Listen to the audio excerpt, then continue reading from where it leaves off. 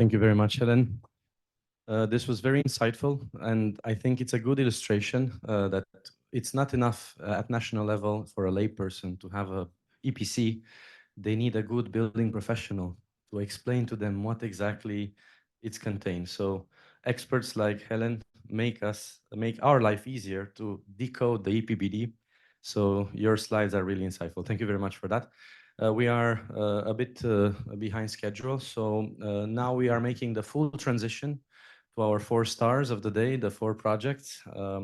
I will keep the order from all the promotional activities. So each coordinator of the 4 projects will make an introductory statement, and then we will go to have a coffee break to recharge, and then we come back. So we start with EPC RECAST. I invite Olivier Greslou. Alphabetically this time. Sorry, my bad. So Norberto Fueyo, the floor is yours for crossCert.